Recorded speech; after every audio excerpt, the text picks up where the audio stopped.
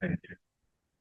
I wanted to just start by thanking you all for allowing me to share with you yesterday morning in the icebreaker. And a lot of you, where I think everyone shared one thing that brought them to this to the camp. They were looking to get out of it. What I heard was actually very variable, whether it be people who are here for 20 years in this journey or 1 year or less. Some people who feel very comfortable with their medical care and community immediately. Some who have hard-fought hard-won set of medical providers. Some people who are still searching. People who feel comfortable and well taken care of, people who have trauma in the medical world and their engagement with it. And then some people who are most of their questions answered, and many who are still seeking, and then not all one or the other. Many of you have shared one foot in each side of those things. And Katie had asked me to get into a slightly different topic than I usually talk about. She asked me to talk about the journey of medicine and how doctors, and I guess I'll take first person, how I got into medicine, and how that has informed how I engage science and how I engage taking care of patients. I'll say we have to keep track of how many talks we give. I've given 163 talks, and none of them have been on this topic. And so just forgive that. And I'll just kind of get started. And it starts at an early age, and I'm going to try to hit the highlights. And I think it wouldn't make sense unless I also talked about, I think this started as a kid. I was a science and math kid at the beginning. I was also a kid described as willful, stubborn, highly distractible, struggled with authority, and one of those wide kids who were really irritating to adults. And so what that ended up causing was I was in this science and math program. This was in this physics course, and I was expelled from that in my junior year. And so I was left with open courses. So I had to graduate from something. So the only course that had an opening was music theory. And so I vowed never, ever to take another science course.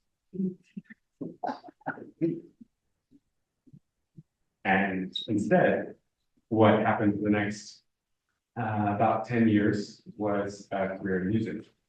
And so I ended up, these are just some of my life historical highlights, is Orleans Jazz House, where I started playing in my senior year of high school. And then during time between high school and college, we would play out and sit in on sessions there. I played jazz guitar, and all my friends were musicians. Big Iron Theater Company, for any of you who live in Philadelphia or New York, is a modern theater company, and I was with the theater company to play along with their production for 2001. You can tell when it was named because it's a modern music. It was named in the 90s. This is the Cathedral Basilica in St. Louis. I sang Radio France, where I've also performed. And so it was a full-on career in music. Day after I graduated college, that was when that perspective started to change. And I'll kind of go through that story and hopefully do it quite quickly. But what I'll describe to you is interactions with a bunch of doctors. Dr. One, think about it. But he was, I think about him as the person who taught me that a doctor can make a patient feel like zero. So I spent probably about 6 months in my senior year of college, going to the health center 5 times. Every time it's being off, shortness of breath, really bad itching all over my body, and I lost 15 pounds. And then in May, I started to get horrific chest pain, which gets worse and worse, and I had fevers. And they were like, "You work too hard, you're tired, sleep more, and here's some moisture out of it for your itch." They give me 1 round of antibiotics. I was swimming at the time, I felt like I was drowning. It was horrible. And then they were, but every time it's like, "You're a young, healthy guy, you're a senior in college, just suck it up and sleep more." This is for the patients among you who will move to Gallows humor now. I then had what I call my alien xenomorph moment. So what happened, I was coughing one day and I had this mass like break through my chest wall, mouth, just mouth, not through the skin, but through the chest wall, through the ribs. And then I went to the student health and I said, "Something's wrong." And then they sent me straight to the imaging, to get a chest X-ray. Chest X-ray people started buzzing around and they sent me, wheeled me straight over to the CT scan. And then they were like, "Okay, go home and call your doctor immediately." So I called that doctor.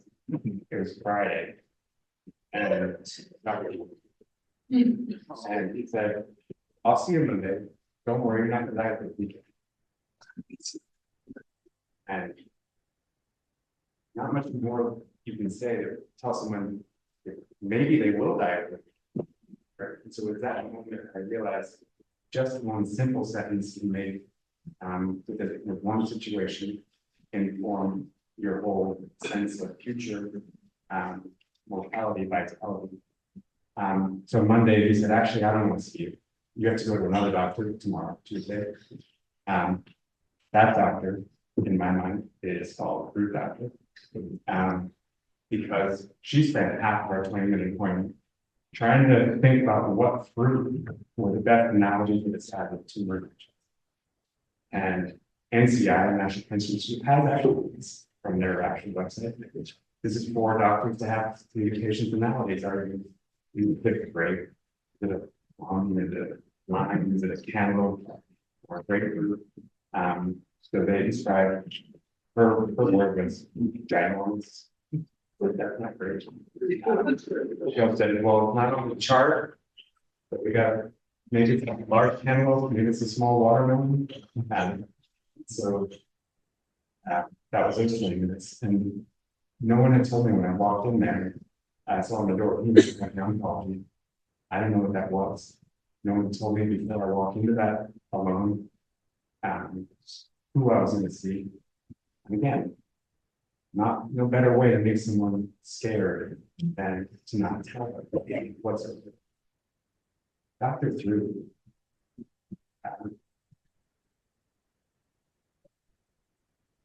So I've had to do a lot of reflection.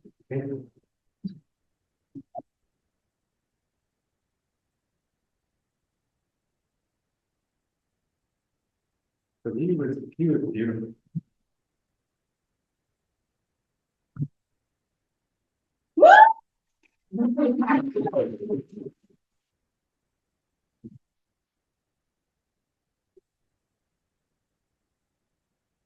That's potentially he said, "You're not different. You're not other. I'm not healthy and you're not sick. We're just human. I'm sitting next to you. Not sitting across from you. And we're just doing this together." that, the same exact situation, did you feel like it's moving? And then this part, just that same irritating kid. I was like, what's going on? Why did it happen? How did this happen? When did it happen? Formative. I'm glad it actually it's in the formative it happened or what's B cells, the B cell, how they work. And he sat and answered questions and eventually got to the point where he got done answering questions. And once he got through remission, had a relapse scare, and then once I was done with that, he said, I think you need to think about your life. And so he said, I know some people at Penn that was in Philadelphia at the time, and he sent me over to a bunch of doctors. They had B cells in their description. And one of those doctors was Dr. Ford, again, a beautiful human being.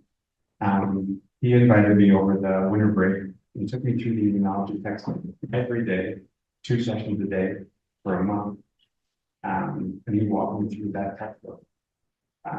Personal course, he taught the Penn med students immunology, one-on-one with that. And then he invited me to his lab. He said, you seem to have an eye for this, you want to explore. He said, basically, stop telling your life what you intend to do with it, and just listen to what it intends to do with you. It's almost that today I never thought that I could do what I do now. And so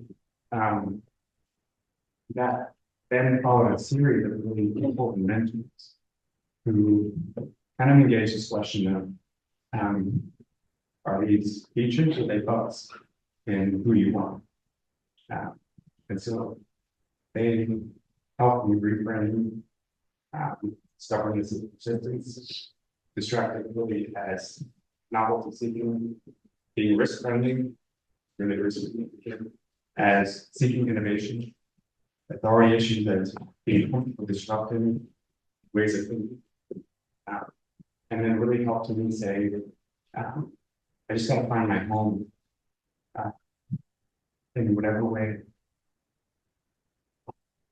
at whatever time that I need to. And so, and what I'll say is it's the same exact things that got me expelled from the science class.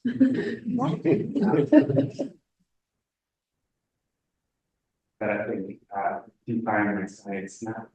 And so just thinking about personal anchor points in terms of how to define impact and meaning in science, the what and the why are really important. And it's really people first. All the projects in the lab start with observations in humans. There's tons of things where any of us can study for instance. You can study whatever, our basic, however clinical. For me, I just say everything starts with a frustration, or a sadness, or a conversation, or an observation, all rooted in people. So many of our projects in the lab actually ending back to people I've taken care of, or people who I've sat with at the end of their lives, people who have promised that we work tirelessly to figure out if I can, what caused them to have this fatal disease. Leukemia is what I started out speaking primarily, or what caused their community to have that disease. And so it's really that people first thing that drives science. And then the other part is science is process, which is these are all goals. Every project is goals, except for it's an opportunity. But the process should also be people first. Smart people, are really important in my business. I get emails every day, like they can really like this. They're really easy to find. What's not easy to find is the people who will contribute positively to a kind and collegial work environment to do science in a way that feels good as a process. So as part of that, I try to understand and mentor people from their own terms as they come to the group. Another thing. Nobody's not here.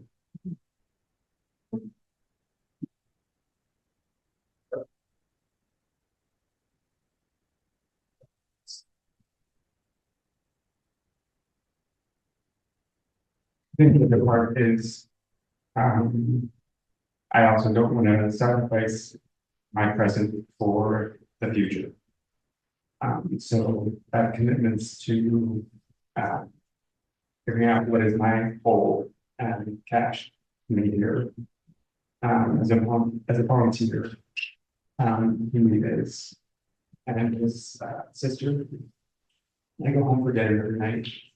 I don't work much for the weekends, and really want to make sure that all of these competing balances in life and science are really held gently and carefully, and that really people first. And that's why I'm here today. That's why I sit with you upstairs. And that's, I think, why a lot of us get into medicine and science. So, not the easiest story to re-articulate to, but I do want to emphasize what I said up there, which is you have every right to seek understanding of your disease or your family, to ask questions, to find doctors who sit next to you, not across from you, who would engage you and help you learn to the level that you're in. And that's something that you should obviously seek if that's your path, and know that it is that there are a community of doctors there who are seeking to be that for you and with you. So I think that's all I wanted to share.